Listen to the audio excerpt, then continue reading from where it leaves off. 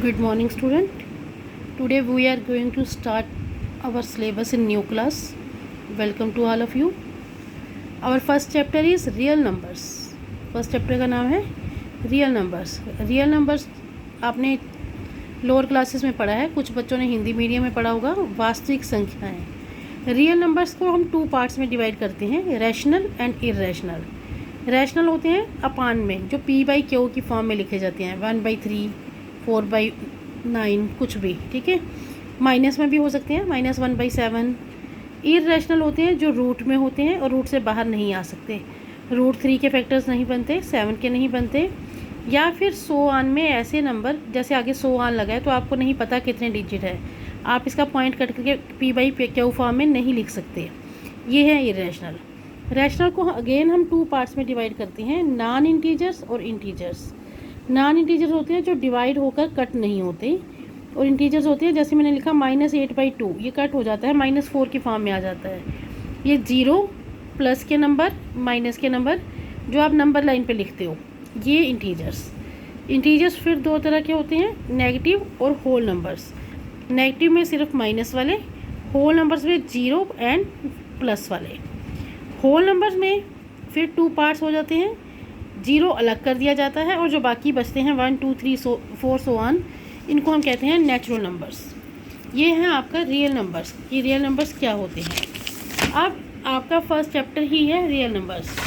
First chapter में जो आपका फर्स्ट क्वेश्चन है वो है यूक्लिड डिवीज़न लेमा को यूज़ करके एचसीएफ निकालिए. आपने एचसीएफ पहले फैक्टर से किया है, ऐसे डिवीज़न से किया है, बट अब है Euclid division lemma. Euclid division lemma होता है a = b/q + r, जहाँ पर a क्या है, बड़ा नंबर जिसको आपने डिवाइड करना है, b छोटा नंबर जिससे आपने डिवाइड करना है, q जो कोफिशिएंट बचेगा, r जो रिमाइंडर आएगा, ठीक है.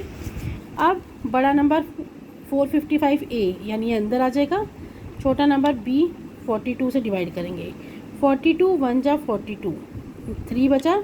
अब 5 हमने उतारा, जब हम कोई डिजिट उतारते हैं और वो यूज़ नहीं होता तो हम यहाँ पर क्या लगाते हैं, 0 लगाते हैं, ठीक है. अब 35 बचा यहाँ पर, ये बड़ा है, ये अंदर आ जाएगा, 35 से डिवाइड करेंगे, 35 1 जा 35, 7 बचा. अब ऐसे ही ये अंदर आ जाएगा. ये तो आपको डिवीज़न मेथड से एचसीएफ निकालना आता भी है, बट इसको इस फॉर्म में कैसे लिखना है. सबसे पहला स्टेप क्या था, 455 को हमने डिवाइड किया था, वो किसके इक्वल आया, 42. अभी मैंने बताया ना, b/q + r, b ये है इंटू q प्लस r, ठीक है. अब इसको छोड़ दीजिए, ये हो गया. अब इस स्टेप पे आ जाइए. अब इसके अंदर a ये था, a = b into q + r. ऐसी थर्ड स्टेप पे आ जाइए. ये आपने कब तक करना है, जब तक नीचे 0 नहीं आ जाता. ये 0 हो गया.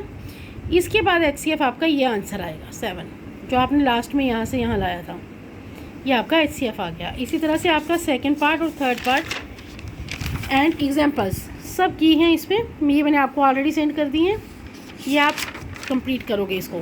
क्वेश्चन नंबर 2 है. क्वेश्चन नंबर 2 है, show that any positive odd integer. Positive यानी एक तो वो प्लस का है, दूसरा ऑड है.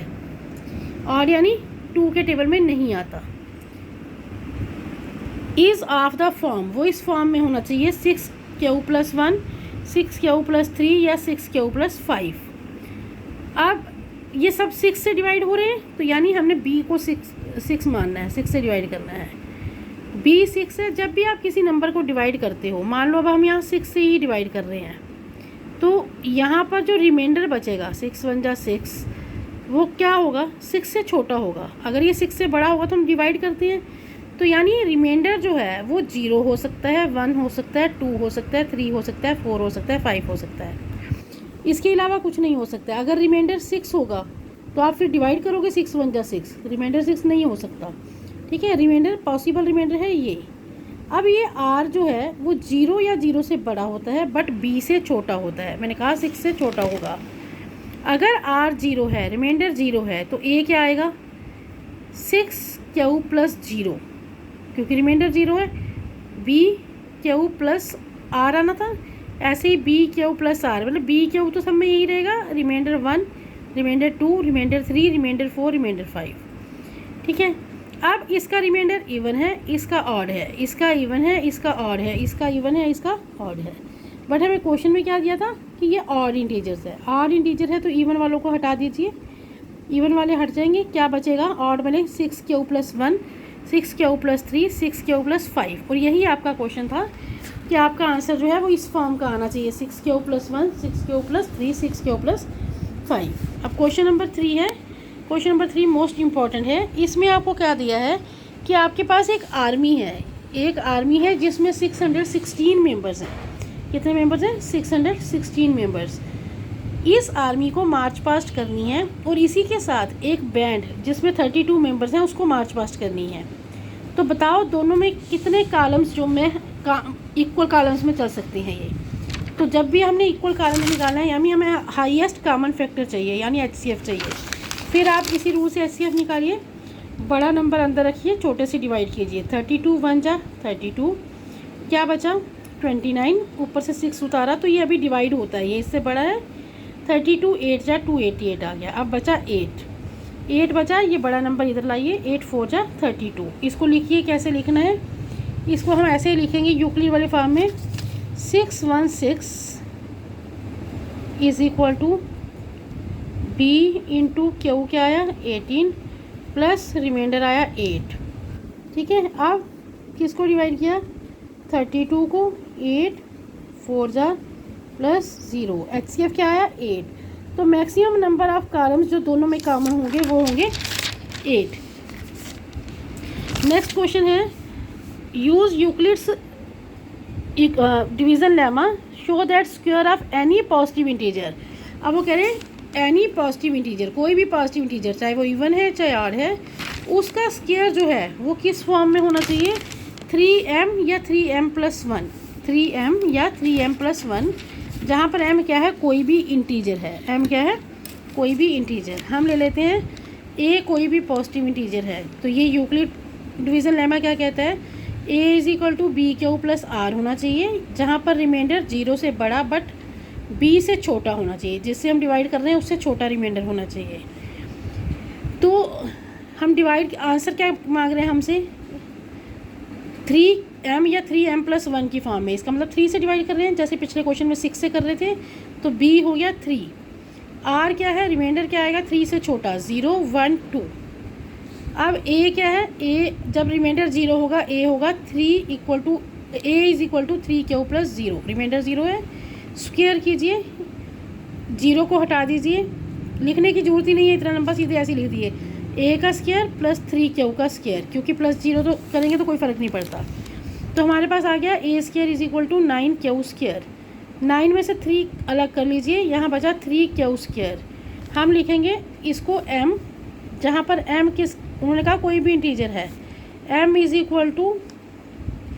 3q²। तो a² आ गया 3m।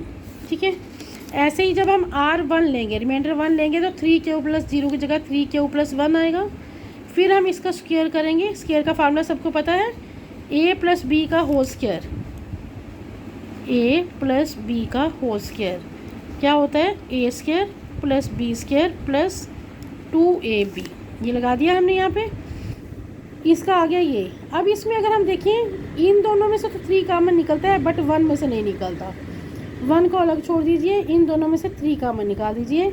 तो ये बचा, इसको अब हम m ले लेंगे, वेयर m = 3q² + 2q। तो 3m + 1 फॉर्म का हो गया। उन्होंने कहा था आंसर या तो 3m में आना चाहिए या 3m + 1 में आना चाहिए। ऐसे ही r = 2, अभी रिमाइंडर 2 भी बचा ना। रिमाइंडर क्या क्या थे? 0 1 2, ये 0 वाला केस हो गया, ये 1 वाला हो गया। अब 2 वाले में सेम प्रोसीजर चलेगा, इसमें भी स्क्वेयरिंग होगी। इसमें 3 कॉमन है, इसमें 3 कॉमन है, बट 4 में 3 कॉमन नहीं है। तो इसको हम क्या करेंगे? 4 को हम ब्रेक कर लेंगे। यहाँ पर 4 को ब्रेक कर दो, लिख लो 3 + 1। अब इन तीनों में से 3 कॉमन निकालो, ये लाइन छोड़ दो। इन तीनों में से 3 कॉमन निकालेंगे तो ये आएगा और +1 एज इट इज़ रहेगा। अब इसको m मान लेंगे, m कोई भी इंटीजर है तो आप इसकी कोई भी वैल्यू हो सकती है। ये फिर 3m + 1 फॉर्म में आ जाएगा। सेम इसी तरह से लास्ट क्वेश्चन है इसका 5th। लास्ट क्वेश्चन में क्या है, क्यूब करना है, स्क्वायर की बजाय क्या करना है, क्यूब करना है। तो क्यूब में आपको क्या करना है, आंसर जो है 9m प्लस 1 या 9m प्लस 8 की फॉर्म में आना चाहिए। अब 9m प्लस 8 का मतलब है कि रिमाइंडर 8 तक आ सकता है, रिमाइंडर 0 से लेकर 8 तक हो सकते हैं। तो इसका मतलब हम 9 से डिवाइड कर रहे हैं क्योंकि 9m लिखा है, ठीक है। b 9 है और रिमाइंडर 0 से लेकर 8 तक है। अब फिर वही हम इसके प्रोसेस करेंगे, a is equal to B Q plus R. सबसे पहले r 0 लेंगे, इसका क्यूब करेंगे। अब इस क्वेश्चन में स्क्वायर की बजाय क्यूब है। आपको 9m बनाना है तो 9 कॉमन ले लीजिए, जो बचेगा वो m हो जाएगा। फिर r की जगह 1 लेंगे, फिर क्यूब करेंगे, प्लस 1 को यहाँ पर अलग छोड़ेंगे, प्लस 1 के बाद जो बाकी बचेंगे उनमें से 9 कॉमन निकाल के ये, तो ये m हो जाएगा। ये आ गया 9m प्लस 1 फॉर्म का। इसी तरह से a3 लेना है आपको, और फिर a4 5 6 7 8 लेने हैं। बट ये क्वेश्चन जो है काफ़ी लेंथी है, इसलिए पेपरों में नहीं आता, पेपरों में ज़्यादा स्क्वायर वाला आता है। बट एक बार आप इसकी ट्राई ज़रूर करेंगे और इसी के साथ आप इसकी एग्जाम्पल्स करके ये एक्सरसाइज कंप्लीट करेंगे। आप होमवर्क तब तक नहीं भेजेंगे जब तक मैं नहीं बोलूँगी। पूरा चैप्टर कंप्लीट होने के बाद मैं एक ही बार होमवर्क देखूँगी, आप साथ साथ कंप्लीट करते रहिए।